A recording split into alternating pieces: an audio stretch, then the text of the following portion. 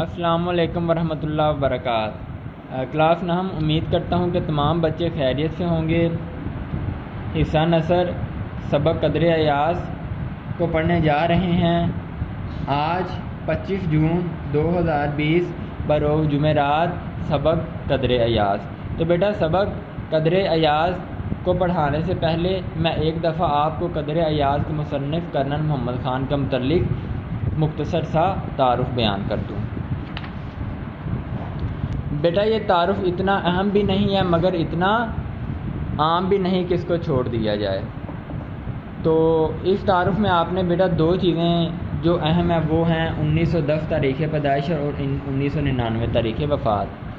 اس سارے تعارف کو آپ اپنی کتابوں سے ایک دفعہ پڑھ لیجئے گا، مگر جو مجھے دو چار چیزیں اہم لگی وہ میں نے انڈر لائن کر دی ہیں۔ اردو کے ممتاز مزاح نگار کرنل محمد خان کہاں پیدا ہوئے؟ چکوال میں پیدا ہوئے، ٹھیک ہے۔ دوسری جنگ عظیم شروع ہو گئی، چنانچہ 1940 میں بطور سیکنڈ لیفٹیننٹ کمیشن حاصل کیا، ٹھیک ہے، یاد رکھیے گا۔ 1965 میں رن کچھ کے محاذ پر نمایاں کارنامے انجام دیے۔ اس کے بعد یہ ان کا طرز طریق بیان کیا گیا ہے، اس کو آپ پڑھ کے اگر پیراگراف کی تشریح آئے جو سبق کرنل محمد خان آپ کے سبق قدر ایاز میں سے پیراگراف آیا تو اس کا کچھ حصہ مصنف کے تعارف کے لیے درمیان میں یا آخر میں شروع میں لکھ سکتے ہیں۔ اہم چیز سادگی، معنی افرینی، باوقار طنز و مزاح ان کی تحریروں میں نمایاں خوبیاں ہیں۔ یہ بات لازمی یاد رکھیے گا کہ کرنل محمد خان کی تصانیف میں بجنگ آمد، بسلامت روی اور بزم آرائیاں شامل ہیں۔ جی بیٹا آئیے، سبق ہے آپ کا قدر ایاز۔ قدر کا مطلب ہے قیمت، ایاز ایاز جیسا نوکر، قدر ایاز ایاز جیسے وفادار نوکر کی قیمت، ٹھیک ہے بیٹا۔ تو میں نے مشکل الفاظ کا معنی بک پہ ہی لکھ لیے ہیں تاکہ آپ کو سمجھنے میں کوئی پریشانی نہ ہو، مگر اسی طرح معنی آپ نے اپنی کتابوں پر زبانی یاد کر کے لکھنے ہیں۔ بک پہ لکھنے کا یہ معنی ہے تاکہ آپ کچی پینسل کے ساتھ اسی طرح اپنی کتابوں پر لکھیں۔ جی، کرنلوں کو رہائش کے خاصے عمدہ سی کلاس بنگلے ملتے ہیں۔ کرنل فوج میں افسر، رہائش کے لیے، قیام کے لیے، عمدہ اچھے بہتر، بنگلے کوٹھیاں۔ مجھے خوش قسمتی سے ایک ایسا بنگلہ ملا، خوش قسمتی سے اچھے وقت سے، جو اپنی کلاس میں بھی انتخاب تھا چنا ہوا، کلاس معیار، یعنی مجھے کرنلوں میں وہ امتیاز حاصل نہ تھا جو میرے بنگلے کو بنگلوں میں تھا۔ امتیاز فرق کہ میں دوسرے کرنلوں جیسا ہی تھا، مگر میرے بنگلے کو دوسرے کرنلوں کے بنگلوں سے امتیاز حاصل تھا، وہ ان سے اچھا تھا۔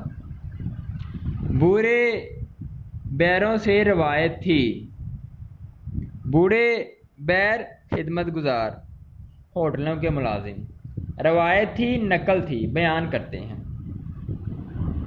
کہ ولسن روڈ راول پنڈی کی ایک سڑک کا نام ہے۔ ولسن روڈ کا یہ لا شریک بنگلہ جس کا کوئی شریک نہیں، جو اپنی مثال آپ ہے، ولسن صاحب نے خاص طور پر اپنے لیے بنوایا تھا۔ جی بیٹا یہاں سے لے کر یہاں تک پیراگراف کے آپ کو الفاظ معنی بتا چکا ہوں۔ دو چیزیں یاد رکھیے گا، اگر خلاصہ آ جائے تو اس پیراگراف جب آپ کو خلاصہ آ جائے گا تو بیٹا آپ نے یہاں سے لے کر سبق کے اختتام تک تمام تر چیزیں، یہاں تک جہاں پہ سبق ختم ہوتا ہے تمام تر چیزیں مختصر اور سادہ الفاظ میں بیان کرنی ہیں جس میں پوری کہانی آ جائے، ٹھیک ہے بیٹا۔ تو چلیں مثال دیتا ہوں کہ آپ کو سبق کا خلاصہ آ گیا قدر ایاز کا، تو خلاصے میں آج جتنا میں نے پڑھایا اس کو اتنا آپ کیسے لکھیں گے؟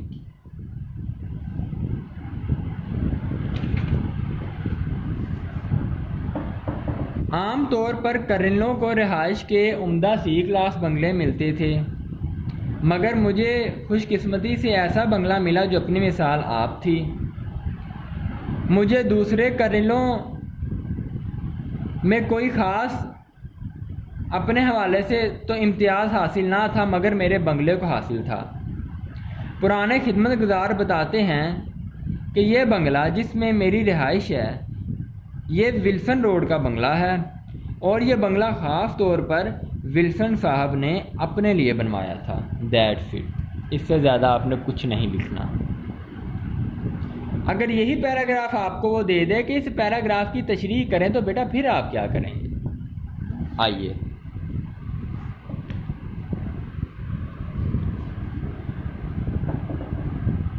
سوال نمبر 3 آپ کو آئے گا سالانہ امتحان میں۔ اس سوال کے 2 جز ہوں گے، الف اور بے۔ سوال 3 آگے لکھا ہوگا کہ درج ذیل پیراگراف کا حوالہ متن، خط کشیدہ الفاظ کے معنی اور تشریح بیان کریں۔ آپ نے دونوں پیراگراف پڑھ لیے۔ سپوز کرتا ہوں کہ آپ کو یہ پہلا پیراگراف سارا اس نے دے دیا، آپ نے سوال نمبر 3 لکھنا ہے۔ اس کے بعد آپ نے مارکر سے لکھنا ہے حوالہ متن، خط کشیدہ الفاظ کے معنی اور تشریح۔ خط کشیدہ الفاظ کے معنی حوالہ متن کے بعد، اور پھر اس کے بعد تشریح۔ ٹھیک ہے، اب 2 پیراگراف ہوں گے، تو میرے بھائیوں مجھے بتاؤ آپ کس پیراگراف کو کرنے جا رہے ہیں؟ الف کو کرنے جا رہے ہیں یا بے کو کرنے جا رہے ہیں؟ کیونکہ آپ پیراگراف الف کو کرنے جا رہے ہیں تو بس آپ لکھیں گے الف۔ اگر طالب علم سارا پیراگراف لکھنے بیٹھ جائے تو وہ تو 5-10 منٹ اس کے ضائع ہو جائیں گے۔ الف پیراگراف میں مثال دیتے ہیں کہ اس نے آپ کو یہ اتنا پیراگراف دے دیا ہے، یہاں سے لے کر یہاں تک۔ الف لکھ کے آپ 2-3 لفظ پہلے اور 2-3 لفظ اینڈ کے لکھ دیں یہاں پر، اور سینٹر میں کچھ ڈاٹ ڈال دیں۔ اس کو پتہ چل جائے گا کہ طالب علم یہ پیراگراف الف کرنے جا رہا ہے، اور اس نے تھوڑا سا حوالہ بھی دے دیا۔ میں نے آپ کو بتایا تھا کہ پیراگراف کی تشریح سے پہلے آپ نے اس پیراگراف کا حوالہ متن لکھنا ہے۔ حوالہ متن میں بنیادی طور پر 2 چیزیں ہوتی ہیں، سبق کا عنوان، مصنف کا نام۔ جب آپ پیراگراف پڑھیں گے آپ کو پتہ چل جائے گا یہ پیراگراف تو قدر ایاز سے لیا گیا ہے، تو سبق کا عنوان آپ فوراً لکھ دیں گے قدر ایاز۔ اس کے بعد ہے مصنف کا نام کہ یہ سبق لکھا کس نے ہے، تو کرنل محمد خان۔ مزید جو ٹیلنٹڈ، جو محنتی اور جو نہایت ذہین طالب علم ہیں وہ مصنف کے نام کے بعد تاریخ پیدائش بھی لکھ سکتے ہیں، 1940، تاریخ وفات بھی لکھ سکتے ہیں، 1999۔ جہاں تک میرا خیال ہے کہ کرنل محمد خان کی جو تاریخ پیدائش ہے وہ 1940 نہیں، میرے خیال میں 1910 ہے، تو وہ آپ اپنی بک سے دیکھ سکتے ہیں، شاید غلط لکھا گیا ہو تو بک پہ واپس آئیے۔ تو قدر ایاز میں جی تاریخ پیدائش ہے 1910، ٹھیک ہے، تاریخ پیدائش کر لیجئے گا 1910 اور تاریخ وفات 1999۔ صنف ہے مضمون، جی پھر بتا رہا ہوں کہ حوالہ متن میں آپ سبق عنوان اور مصنف کا نام لکھ کر بھی اختتام کر سکتے ہیں، مگر جو ذہین طلبہ ہیں وہ یہ 3 چیزیں بھی ایڈ کر لیں گے تو تاثر اچھا ہوگا، نقصان کوئی نہ ہوگا۔ اس کے بعد آپ لکھیں گے خط کشیدہ الفاظ کے معنی، اس طرح آپ ہیڈنگ دے دیں گے خط کشیدہ الفاظ کے معنی۔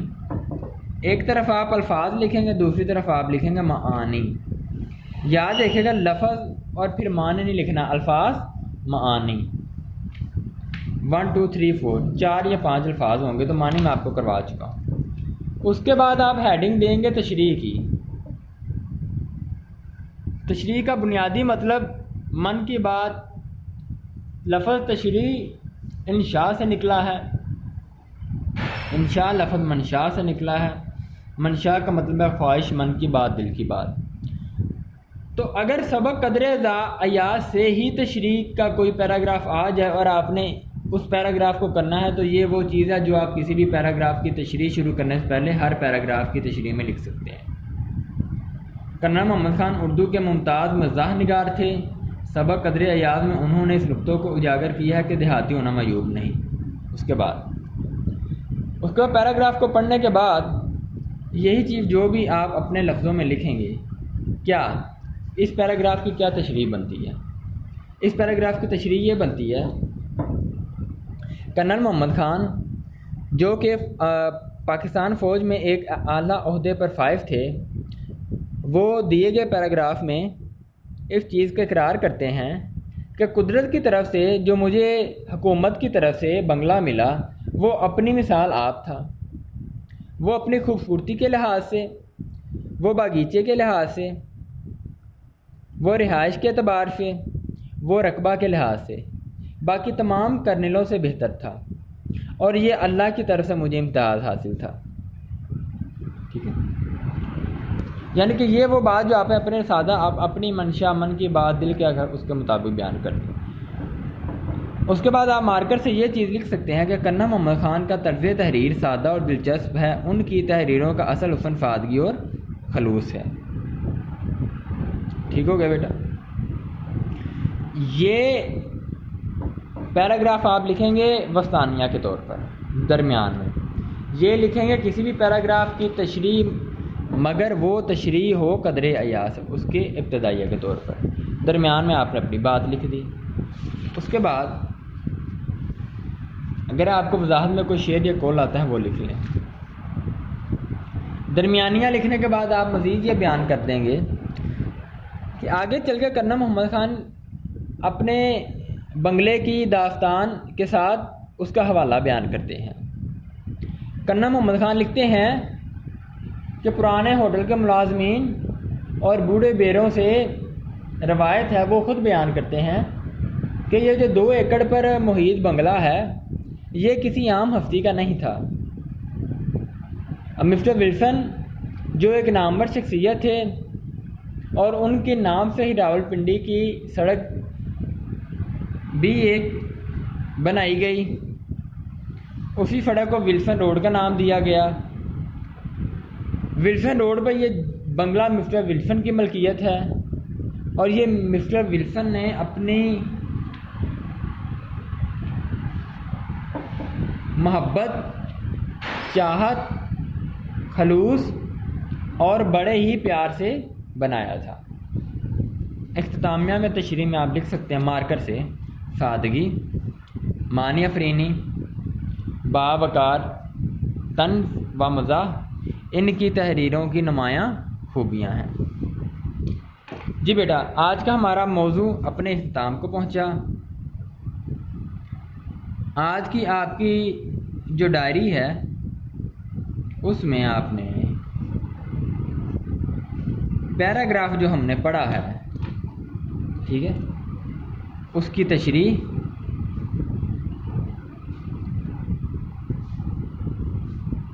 اور تشریح میں ابتدائیہ جو کہ میں مارکر سے لکھ چکا ہوں، وسطانیہ جو کہ میں مارکر سے لکھ کر بیان کر چکا ہوں، اور درمیانی اور معافی چاہتا ہوں، اختتامیہ بڑے خوبصورت انداز سے خوش خط کر کے لکھنا ہے۔ السلام علیکم ورحمۃ اللہ وبرکاتہ۔